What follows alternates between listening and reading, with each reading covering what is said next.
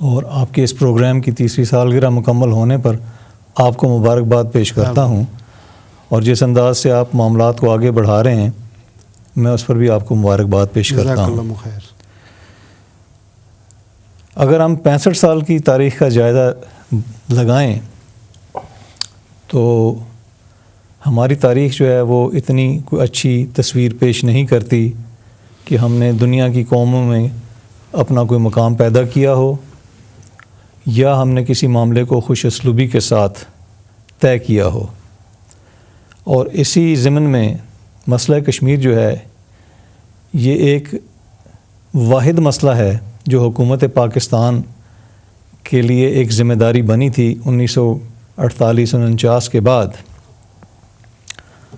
اور ان 65 سالوں کی تاریخ کو دیکھیں تو ہمیں سوائے ناکامیوں اور پریشانیوں کے کچھ حاصل نہیں ہوا۔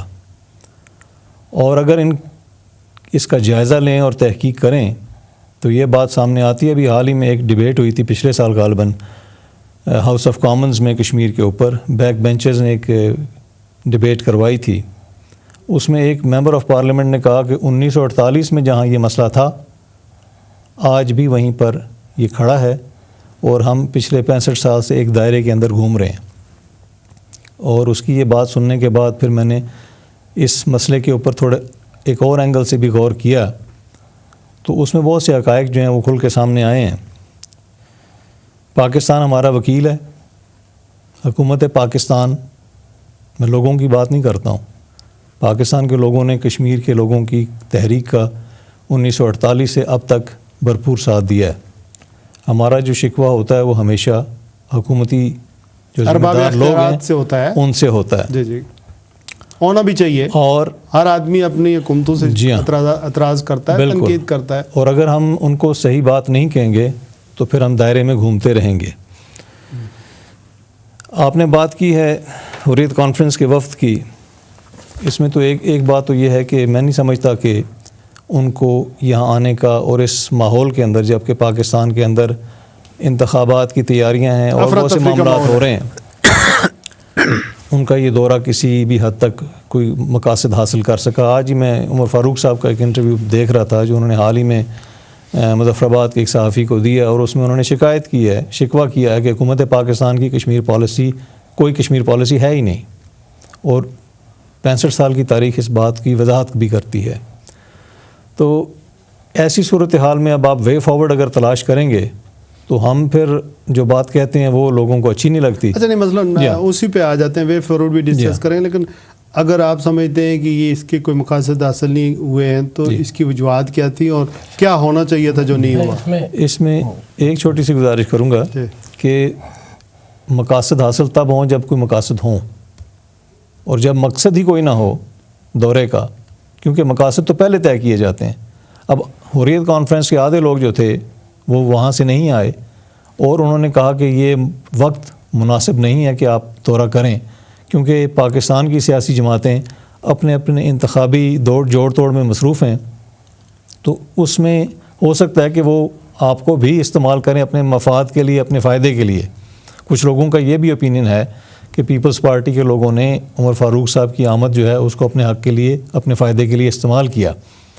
تو یہ بات ان کی مطلب یہ تھی کہ ان کا کوئی مقصد نہیں تھا آنے کا، سوائے اس کے کہ یہاں گپ شپ کی جائے اور دورہ کیا جائے اور واپس چلے گئے۔ ایجنڈا کیا تھا سر آپ؟ جی اس کے حوالے سے میں آپ کو بتانا چاہتا ہوں کہ ڈاکٹر مظفر صاحب کے جو خدشات ہیں وہ میں سمجھتا ہوں کہ ان کا کوئی وزن نہیں ہے۔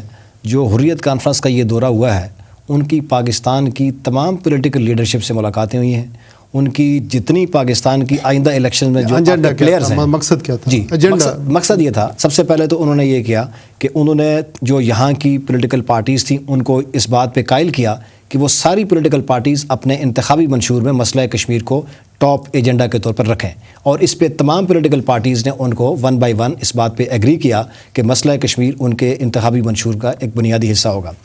دوسری بات میں آپ کو بتاؤں کہ اس انٹریکشن کا فائدہ کیا ہوتا ہے کہ ANP جو ہماری پاکستان کی ایک پولیٹیکل پارٹی ہے، خیبر پختونخوا میں اس کی حکومت ہے، لیکن گزشتہ 65 برس میں آپ نے شاید ہی ANP سے کشمیر کے حوالے سے کوئی کلمہ خیر سنا ہو، لیکن اس دفعہ جب ان کی حریت لیڈروں سے ملاقات ہوئی تو اس انٹریکشن کا فائدہ یہ ہوگا کہ for the first time ANP نے بھی کشمیر کاز کو فلی سپورٹ کیا، اور پاکستان کے اندر بھی اس کا ایک تھوڑا سا لوگوں میں، چونکہ مسئلہ کشمیر تھوڑا سا پس پش جا رہا تھا، تو اس دورے کی وجہ سے ایک بار پھر لوگوں کو پتہ چلا کہ نہیں، یہ ایک کور ایشو ہے اور اس کو ایڈریس کرنا پڑے گا، اور پاکستان کی پولیٹیکل پارٹیز نے بھی صف بندی کی اور بیرون دنیا میں بھی ایک میسج گیا۔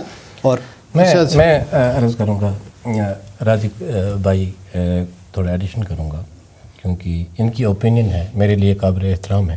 آپ کے شبیر شاہ صاحب اس میں کیوں شامل نہیں ہوئے؟ سب سے پہلے میں یہ کہ پاکستانی عوام اور خصوصاً آزاد کشمیر کے عوام، میں آزاد کشمیر میں 14 سال رہا ہوں، اور آزاد کشمیر کے عوام اور آزاد کشمیر کی گلیوں نے ہمیں باہیں بن کر سہارا دیا۔ جو ہمارے لوگ وہاں سے مہاجر آئے ہیں، مجھے نہیں پتہ پاکستان کیا کر رہا ہے، لیکن آزاد کشمیر کے عوام، ان کی سیلری میں رازق بھائی کو پتہ ہوگا کچھ پرسنٹیج کرتی ہے، لوگ پرسنل کنٹریبیوشن کرتے ہیں، اور وہ پیسہ کہاں جاتا ہے؟ کشمیر سیل میں؟ یس، کشمیر کے مجھے پتہ ہے، میں خود رہا ہوں کہ ان لوگوں نے ہمارے لیے کیا کیا نہیں کیا، لیکن بدقسمتی ان کے ہاتھ میں کچھ نہیں، ہمیں روٹی دینے کے بغیر یا ٹینٹ دینے کے بغیر یہ اور کچھ نہیں کر سکتے۔ بے شک ہمارے مقبوضہ کشمیر کی گورنمنٹ جو ہے، جو ہمارا چیف منسٹر ہے دنیا کو دکھانے کے لیے، وہ ہندوستان کے وزیر داخلہ کے ماتحت ہے، کچھ نہیں کر سکتا اس کے بغیر۔ لیکن آزاد کشمیر کا پرائم منسٹر میں نے بہت وقت گزارا ہے، اور اس وقت جو کشمیر میں سب سے بڑا لیڈر ہے جس کو میں مانتا ہوں آر پار، وہ ہے شیخ عبداللہ کے بعد وہ تو فوت ہو گئے، اس وقت زندہ جو ہے وہ ہے سردار قیوم صاحب۔ ان کے ساتھ مجھے 10 سال اٹھنے بیٹھنے کا موقع ملا، اور انہوں نے کتنی شفقت ہمارے ساتھ کی کہ وہ کہتے تھے اپنے، جب ہم جاتے تھے تو وہ کیبنٹ کی میٹنگز ہمارے لیے کینسل کرتے تھے، any time entry for the people from other side of the Kashmir. اور پھر جب یہ الیکشن ہار گئے تو مسلم کانفرنس کے لیڈروں کو ان گناہ گار قانون نے سنا ہے کہ یہ سردار قیوم کی وجہ سے، ساری توجہ تو اس نے ان لوگوں کے لیے دی، مقبوضہ کشمیر کے لیے رکھی۔ یس میں نے یہ کب کی بات ہے؟ یہ جب وہ میرے خیال میں جب بیرسٹر صاحب 95 بیرسٹر صاحب وزیر اعظم 96 میں۔ لیکن مسئلہ یہ ہے کہ ان کے وزیر اعظم، شاید اس کا ایک سیاسی قد ہے، اس کو وہ اتنا نہیں کر سکتے تھے۔ یہ تو ایک ڈپٹی سیکرٹری کے ماتحت ہیں، پاکستان کے مرکزی ڈپٹی سیکرٹری کے سوال ہی نہیں کیا کچھ اختیارات کے اعتبار سے۔ لیکن رازق صاحب یہ ایک میری بات پلیز پوری سنیے، یہ جو دورے کی بات رازق صاحب نے کی، سارے لوگ کیوں نہیں آئے اس میں؟ شبیر شاہ اور اس سے پہلے میں یہ کہوں، اس سے پہلے فائدے کے بجائے نقصان ہو گیا۔ اگر آپ دیکھیں، جیسے بات ڈاکٹر صاحب نے کی کہ عوام سے، پاکستانی عوام سے ہمیں کوئی گلہ نہیں ہے، گلہ ہے حکمرانوں سے۔ 47 سے لے کر آج تک آپ دیکھیں کب کشمیریوں کے ساتھ پاکستانی حکمرانوں نے زیادتی نہیں کی۔ 65 میں فوجیں بھیج دی، کشمیریوں کو پتہ ہی نہیں، اور گلہ پھر ہم پر۔ 71 میں جنگ انہوں نے لڑی بنگلہ دیش میں، اور یہ کوئی ہندوستانی رائٹر نہیں لکھتا ہے، یہ کوئی پاکستانی سول رائٹر بھی نہیں لکھتا، کوئی کشمیری نہیں لکھتا ہے، یہ پاکستان کا ایک فوجی جو اس وقت میجر تھا، پھر وہ ضیاء الحق کے جہاز میں اس کا کریش جب ہو گیا، اس کی کتاب آپ پڑھیں۔ جنرل عبد الرحمان، نو، اس کا نام تھا صدیق سالک، بریگیڈیئر صدیق سالک، اس کی کتاب آپ پڑھیں، دی سلیوٹ۔ وہ کیا کہتا ہے؟ ان کی اپنی غلطیوں کی وجہ سے، اور جب فوج پھر قید ہو گئی، اور پھر اس فوج کو چھڑانے کے لیے انہوں نے ایک بائیلیٹرل ایشو جو تھا، بائیلیٹرل ایشو بنا دیا ایک انٹرنیشنل مسئلہ، شملہ ایگریمنٹ کر کے، تو انہوں نے کشمیر کے مسئلے کا بیڑا گرک کیا۔ میں تھوڑی سی بات کرنا چاہوں گا۔ رازق صاحب نے کہا جی کہ ہماری بات میں وزن نہیں ہے، ہم تو جناب 1942 سے اس تحریک کے ساتھ شامل ہیں، یہ گزارش کر دوں میں ان کو، اور محمد علی جناح کی وہ اسٹیٹمنٹ بھی میں کوٹ کر دوں جو انہوں نے پاکستان بننے کے بعد کی، کہ پاکستان میں نے، میرے سیکرٹری اور اس کے ٹائپ رائٹر نے بنایا، اور وہ ٹائپ جو سیکرٹری تھے وہ کیج خورشید صاحب تھے۔ بات یہ ہے کہ اگر پاکستان کی سیاسی جماعتوں کے ایجنڈے میں کشمیر شامل نہیں ہے تو پھر پاکستان کی سیاسی جماعتیں کیا کر رہی ہیں؟ پچھلے 65 سال سے یہاں مار کھائی جا رہی ہے کشمیر کے نام پر. اگر آج جا کے پہلی دفعہ کوئی مسئلہ شامل کرتے ہیں تو پھر ایسی جماعتوں کے ساتھ تو شامل ہونا ہی نہیں چاہیے جن کو اپنے ملک کے پہلے مسئلے کا پتہ نہیں ہے. اور میں سمجھتا ہوں کہ یہ ایک اچھا اقدام نہیں تھا کہ ایسے وقت میں آتے. اور اگر آج انہوں نے یہ بات کی ہے کہ جی ہم شامل کریں گے, کیا گارنٹی کل وہ ہار جاتے ہیں تو پھر کیا ہوگا؟ لیکن سٹوریز بھی سیل نہیں ہوتی ہیں. اگر ایک زمانہ تھا جب پولیٹیکل لیڈرز آتے تھے اور وہ تقریر کرتے تھے, بڑا دھواں دار تقریر کرتے تھے, تو جو میڈیا پک اپ کرتا تھا وہ سٹوری کشمیر سے شروع ہوتی تھی کہ ہم یہ کر دیں گے, وہ کر دیں گے. اب وہ سٹوری سیل نہیں ہو رہی ہے, اس وجہ سے انتخابی منشور میں وہ چیز شامل نہیں. اور دوسری بات جو ابھی ہوئی ہے کہ جناب میر وائز کو انہوں نے اپنی کرسی پہ بٹھایا, یہ سارے جذباتی اور یہ تو آزاد پھوکے قسم کی باتیں ہیں. ہمارا ایک کلچر ہے, بالکل آن دا گراؤنڈ جو ریالٹی ہے. لیکن مجھے رازق صاحب سے ایک بہت ضروری بات کرنی ہے, وہ یہ ہے کہ کچھ ایسے خبریں منسوب کی گئی ہیں سردار عتیق احمد خان سے متعلق کہ انہوں نے معافی لکھ کے دی ہے, اور عبدالغنی بٹ صاحب اس معافی نامے کو لے کر نواز شریف صاحب کے پاس گئے ہیں. اور نون لیگ اور مسلم کانفرنس کا آپس میں اتحاد بننے جا رہا ہے. اس میں کس حد تک صداقت ہے؟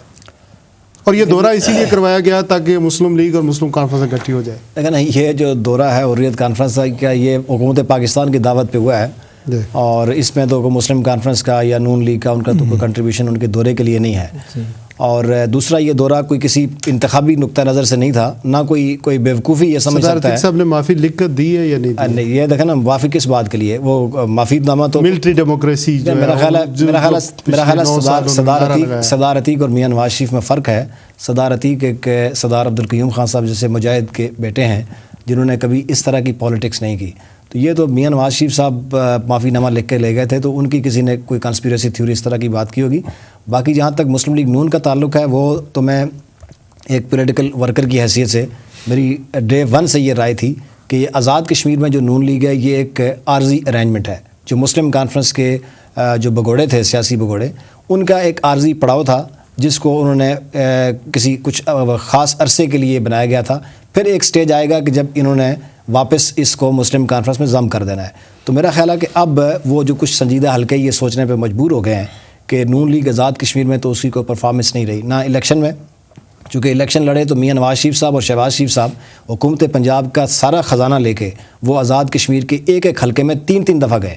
اور میرا خیال ہے انہوں نے کوئی 15-20 موٹر ویز کے اعلان کیے, اور 10-12 انہوں نے وہاں پہ ایئرپورٹ وہاں دے کے آئے, جو انہوں نے اعلان کیا جی کہ میں آپ کو دے رہا ہوں. تو وہ اس کے باوجود وہاں سے آزاد کشمیر سے ان کو 4 سیٹیں ملیں, اور ان 4 میں سے بھی ایک جنورلی ان کے جیتے ہوئے ہیں طارق فاروق. باقی جو 3 ہیں وہ کوئی 140 سے کوئی 150 سے, وہ بھی اگر ری کاؤنٹنگ ہو تو وہ ہار جاتے ہیں. تو میرا خیال ہے کہ انہوں نے اب ری کنسیڈر کرنا شروع کیا ہے جو رائیوین میں بیٹھی ہوئی. ایسا بھی ہو سکتا ہے کہ مسلم کانفرنس کو مسلم لیگ نون میں شامل کر دیا جائے. میرا نہیں خیال, مسلم کانفرنس ہی تو ہمیشہ حکومت جو کی ہے وہ اسی نعرے پر کی ہے کہ ہم مسلم لیگ کی برانچ کے طور پر کام کر رہے ہیں. وہ مطلب ذہنی نظریاتی طور پر ہمارا جو ہے تعلق وہ مسلم لیگ سے. میں آپ کو بتاؤں کہ مسلم پر آج بھی شجاعت صاحب جو ہیں وہ آپ اگر مشیر ہیں تو انہی کی وجہ سے. میں وہی عرض کر رہا ہوں کہ مسلم کانفرنس کا نون لیگ سے کوئی تعلق نہیں رہا, بلکہ مسلم کانفرنس کا تعلق مسلم لیگ سے رہا. اب مسلم لیگ کبھی نون یا کاف یا جو بھی بنتی رہی وہ اس کا اپنے گروپ میں میاں نواز شریف کے ساتھ جب وزیر اعظم بنے, جب متحدہ مسلم لیگ تھی. سر میری عرض کیجیے, میاں محمد نواز شریف صاحب جب وزیر اعظم بنے تھے تو میرے ان گناہگار آنکھوں نے اور کانوں نے دیکھا بھی تھا اور سنا بھی تھا. 90 میں پہلا جو استقبالیہ تھا وہ سردار قیوم صاحب نے دیا تھا کشمیر ہاؤس میں. اس وقت میاں محمد نواز شریف صاحب نے کہا تھا سردار عبدالقیوم خان کی صحبت میں گزرے ہوئے چند لمحات ہی زندگی کا سرمایہ ہے. تو ظاہر ہے یہ تو بڑا گہرا تعلق تھا. ٹھیک بات ہے, وہ تعلق ان کا بالکل تعلق رہا ہے, وہ مسلم لیگ کی وجہ سے تعلق رہا ہے کہ وہ چونکہ مسلم لیگ کے یہاں پہ تھے تو وہ مسلم کانفرنس کا اور مسلم لیگ کا آپس میں ایک نظریاتی تعلق تھا.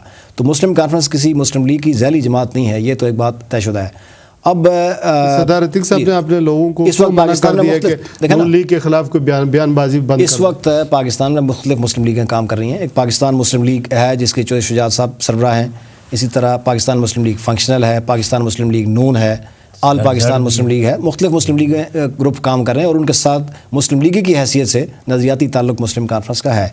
جہاں تک نون لیگ آزاد کشمیر کا میں آپ سے عرض کر رہا تھا کہ آزاد کشمیر میں ایک ڈیولپمنٹ جو ہے وہ اس وقت سامنے آ رہی ہے کہ ہو سکتا ہے کہ کچھ عرصے کے بعد جو نون لیگ کے چونکہ رائیون میں بیٹھی ہوئی قیادت نے شاید اب یہ ری کنسیڈر کرنا شروع کر دیا ہے کہ جو آزاد کشمیر میں جن لوگوں کے اوپر انہوں نے تکیہ کیا تھا اور نون لیگ بنائی تھی، شاید ان میں اتنی سیاسی سکت اب نہیں رہی کہ وہ اس معاملے کو آگے چلا سکیں. اور جو آزاد کشمیر میں بیٹھی ہوئی ان کی قیادت ہے، وہ بھی پاکستان میں ہونے والے انتخابات کی طرف دیکھ رہے ہیں کہ ان انتخابات میں کیا پوزیشن آتی ہے.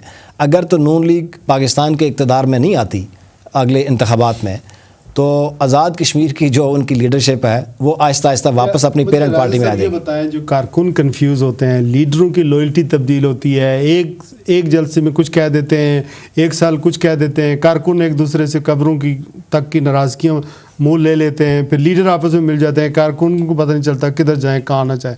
یہ کس طرح کی سیاست ہے ہمارے خطۂ زمین میں؟ دیکھیں، میں سمجھتا ہوں کہ سیاست میں کنسسٹنسی اور استقامت اور آپ کا جو اصولی آپ کا موقف ہے وہ قائم رہنا صاحب نے چاہیے. بھی نہیں دکھائی. نہیں، صدر عتیق صاحب نے میرا نہیں خیال کہ کوئی اس طرح کی بات کی ہے. نہیں دکھائی. الیکشن نون لیگ کے بننے کے بعد وہ مسلسل اپنے بیانات، اپنی اسٹریٹجی تبدیل کرتے رہے ہیں.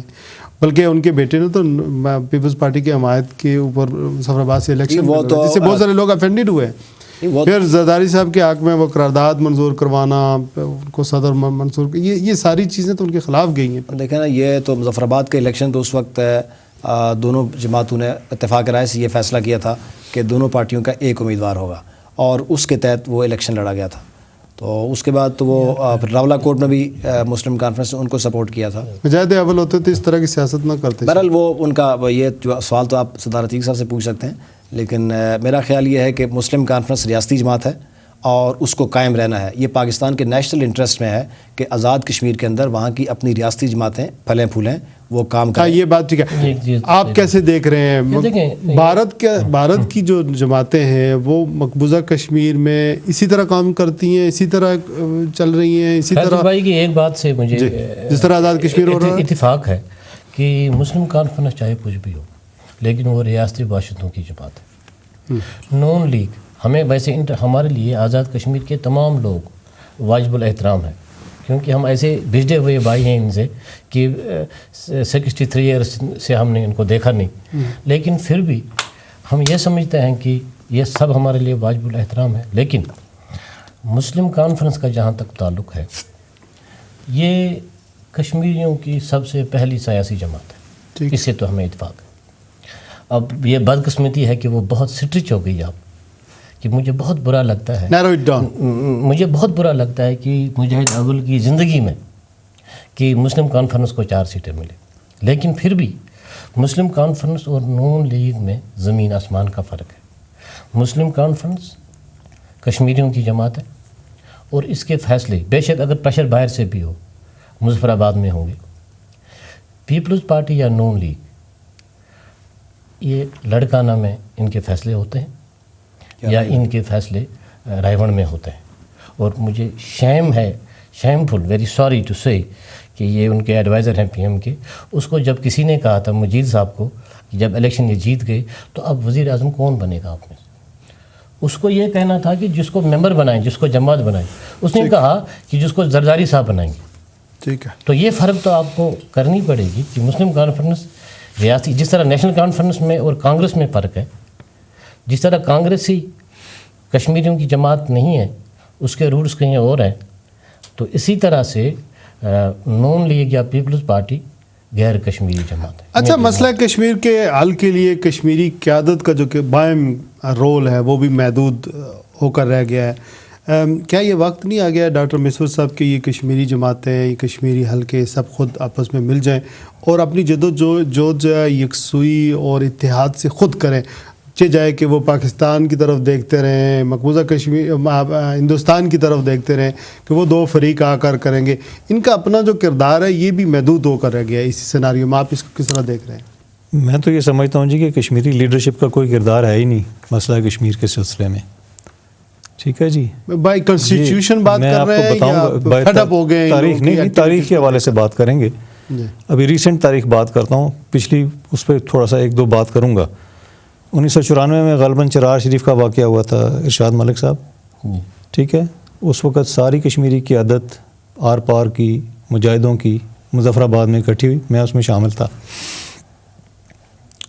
اور وہاں پہ مظفرآباد میں انہوں نے فیصلہ کیا جناب کہ ہماری حکومت کو امپاور کیا جائے اور حکومت پاکستان جو ہے وہ کشمیریوں کی بیکنگ کرے اور ہم اپنی جنگ خود لڑیں گے. سردار عبدالقیوم صاحب کی زیر صدارت وہ اجلاس ہوا تھا, وہاں یہ فیصلہ ہوا. اس کے بعد انہوں نے کہا جی ایک کمیٹی بنائیں, آئینی کمیٹی, جس میں امان اللہ خان صاحب, مجید ملک صاحب اور غالباً خالد ابراہیم صاحب اور ترابی صاحب شامل تھے. انہوں نے کہا جی کہ اگلی میٹنگ جو ہے وہ اسلام آباد میں ہوگی. اب جیسے فرماتے ہیں کہ ہمارے فیصلے جو ہیں وہ اسلام آباد نہیں مظفر آباد میں ہوتے ہیں, لیکن وہ جو میں نے اپنی آنکھوں سے دیکھا, میں وہ واقعہ بیان کروں گا جو میں نے شروع میں شعر بیان کیا تھا اس کے کانٹیکسٹ میں. ہوا یہ کہ اسلام آباد آئے ہم, اور اس رات کو جناب میٹنگ کوئی 12 بجے تک وہاں چلتی رہی, اور سردار عبدالقیوم صاحب نے جو موقف وہاں مانا تھا ساری میٹنگ کے سامنے مظفر آباد میں 2 دن کی ڈیلیبریشنز کے بعد, انہوں نے کہا جی ایسی تو کوئی بات ہوئی نہیں, اور وہ اپنے موقف سے 360 درجے کے زاویے پر تبدیل ہو گئے. انہوں نے کہا جناب کوئی ایسی حکومت کو امپاورمنٹ نہیں ہوگی چونکہ فیصلہ اسلام آباد میں ان کو ڈکٹیٹ کیا گیا. سو اب یہ کہنا کہ جناب ہم پاکستان کی سیاسی جماعتوں سے بات مانتے ہیں, ان کی بات نہیں مانتے, میں سمجھتا ہوں یہ انتہائی ایک مطلب ہے کہ جو پچھلے 65 سالوں میں بات ہوئی ہے اس کے اگینسٹ پہ یہ بات جاتی ہے. آپ ثابت نہیں کر سکتے کہ کبھی انہوں نے مفاد کے خلاف جو ہے وہ جا کے اپنے مفاد کے لیے بات کی ہو یا منوائی ہو. ایک بات تو یہ ہے سر. نہیں سر, میں ایک سیکنڈ اور بتاؤں گا آپ کو. 1962 کی بات ہے. 1962 میں جب چین اور ہندوستان کا بارڈر ایشو تھا نیفا کے مقام پر, اس وقت کیج خورشید صدر تھے آزاد کشمیر حکومت کے, اور ہندوستان کی 2 ڈویژن آرمی جو تھی وہ چائنیز فوج کے نرگے میں تھی. اس وقت چین کے جو وزیر اعظم تھے انہوں نے پاکستان آزاد کشمیر کی لیڈرشپ کو کہا کہ یہ وقت ہے کہ آپ لوگ اپنی آزادی کے لیے ہتھیار اٹھائیں.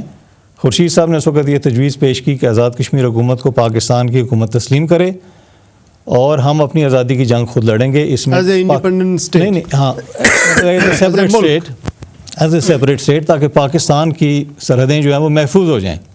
اور اس پہ پاکستان کی وزارت خارجہ میں باضابطہ پوری تحقیق ہوئی. انہوں نے کہا جی اگر کوئی واحد حل ہے تو وہ یہی ہے. بار ان کی گاڑی تبدیل چائنا سمیت 28 ملک ایسے تھے جو آزاد کشمیر حکومت کو تسلیم کرنے کے لیے تیار تھے, لیکن پاکستان کے اور مسلم کانفرنس کے جو تھے لیڈر صاحبان, جس میں چودھری غلام عباس مرحوم بھی شامل تھے, انہوں نے اس کی بھرپور مخالفت کی. انہوں نے ایوب خان سے کہا جا کے کہ جناب خورشید جو ہے وہ وزیر اعظم بننے کے خواب دیکھ رہا ہے, اگر وہ کشمیر آزاد ہو گیا تو وہ جناب آپ کے مقابلے میں وزارت عظمیٰ کا امیدوار ہوگا. اس بات کا جواب عبدالرازق صاحب سے ضرور لیں گے, لیکن اس وقت ناظرین ہو گیا ہے وقت, ایک بریک کا ٹائم متعین ہوتا ہے اور وہ وقت آ چکا ہے. جب بریک سے واپس آئیں گے تو ٹیلی فون لائن بھی کھولی جائیں گی, اور اس بات کو ہم نے ڈسکس کرنا ہے کہ علامہ ڈاکٹر طاہر القادری صاحب اس وقت جو پاکستان میں انقلاب لے کر آئے ہیں, اس انقلاب کے میں جناب MQM اور پھر چودھری شجاعت حسین صاحب کی PMLQ شامل ہو چکی ہے, اور کیا کشمیریوں کو اس سارے انقلاب کا یا قادری صاحب کا ساتھ دینے کا یا MQM کا ساتھ دینا چاہیے یا نہیں دینا چاہیے, اس کو بھی ہم ڈسکس کریں گے. اسٹے ٹیون, ملتے ہیں ایک چھوٹی سی بریک کے بعد.